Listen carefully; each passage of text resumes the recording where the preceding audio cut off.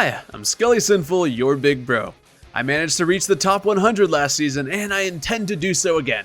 That all being said, today marked the start of the new ranked season, which only lasts until the 18th. Much less time this go around, only 11 days. We got character buffs, bug fixes, and the future of this game to talk about in this video. As usual, let's start with the bug fixes. The burst bug and broken hold ability glitch has been patched.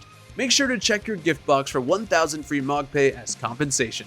Hit detection of certain boss abilities has been fixed. They have updated the character selection screen to now show the number of job medals a certain character has, as can be seen here. Deployment count now includes challenges for those who refuse to do any sort of PvP, and people who do challenges, of course. The rewards are good, everyone should do challenges. This is pretty huge, but platinum or rainbow crystals, depending on how you see it, now take 9 hours to open as opposed to 12. This makes them the best crystal by far. That 3-hour decrease is huge. They adjusted how much bravery contributes to battle score and the position of the chat button during battles. They updated the display of team member stats so that it can now be on the bottom, which is perfect for supports as the top version would get covered up during burst, which is not ideal when you're trying to heal the team. King Behemoth now only shows up in Diamond or higher. This is another great change. Before I hit Omega last season, I'm pretty sure the biggest threat during matches was King Behemoth. The amount of team wipes and draws this boss has caused is crazy. And finally, a battery level display has been added to the home screen. On to buffs. All the agile units in this game received a movement speed buff. That means that they can zoom around this map at even faster speeds and might actually be able to run away from a stutter-stepping Clive. Onion Knight is now at 1.28, and Zidane and Lightning are both at 1.3 move speed. Cryo got an HP buff going from 0.95 to 1.05.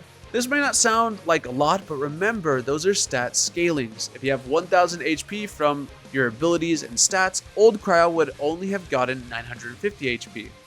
New Cryo would now get 1050. That's 100 extra health and makes her have competitive survivability. Terra and Iroha received buffs to their defensive stance to make them a little tankier. As a reminder, defense is a flat decrease to each hit you take, so if an attack deals 1000 damage 3 times and you have a defense set of 200, then each hit would be 800. However, if it was one big hit that does 3000 damage, that will only decrease to 2800. Defense is not straight up useless like some people would have you believe, but HP outclasses it in almost every case. That being said, Terra scaling is going from 1.05 to 1.2, and Iroha's is going from 1.1 to 1.15. This change should let them survive a little bit better than before. Maybe Iroha won't get assassinated mid-burst anymore. We all know that she totally will. That's it for the buffs. Ranked rewards are icons and glowing weapons for top rankers. New to this season is community rankings. Remember to join communities, as higher ranked communities will be given things like icon frames and growth eggs. Now let's talk about the future of this game. We have 16 standard banner units, and going forward it's going to most likely be similar to other gacha games with limited banners for characters. Right now, we are speculating that limited characters will appear once per season and be obtainable through the season pass. However, their abilities will most likely be tied to a draw banner. We are also speculating that in the future, there will be limited banners for things like skins. I try not to cover too much data mine content on this channel because one day I would love to work with Square in some capacity, but I do think it is really important for people to be able to reliably save for characters they want and for people to have the ability to just plan their pulls. Right now, we know that Sephiroth is on the horizon and will most likely drop in the next season. From what I understand, and please note that this is simply speculation, he will not be added to the pool of 16 we currently have and will only be obtainable via his exclusive banner and the season pass he comes out on. This is both good and bad. Good in the sense that new characters will not further dilute the current loot pool, but bad because, well, he's only around for a limited time.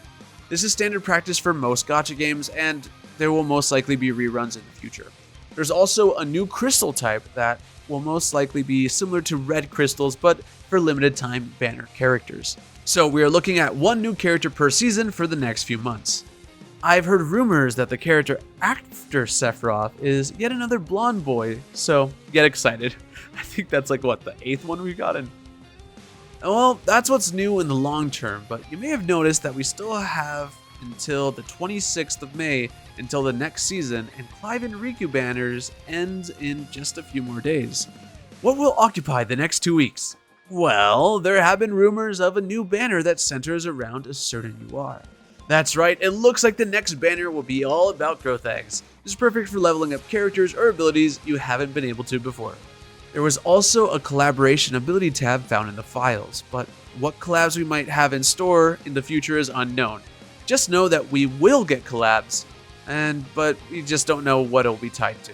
Will it just be Square Enix games, or will it extend further? Only time will tell. That's about it for now, guys. I'm working on a huge pulling video for Clive and Rikku. I've done so many pulls, it's kind of crazy. My luck has been abysmal, so I hope you enjoy my suffering. I have an advanced guide in the works, but it's still in production since I wanted to really feel how Clive and Rikku played. Hopefully, I can give you some tips on how to improve your skills so your win rate skyrockets in casual and ranked. I have 3 guide videos in the works at the moment, featuring Clive, Rinoa, and Onion Knight. Expect those within the next few weeks.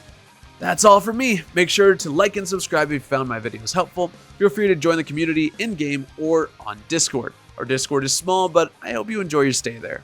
I try to answer any question I can in the Dissidia Duellum channel. But please have patience, as I'm just one dude. I've been Skully Sinful, your big bro, and I'll see you again real soon. Goodbye!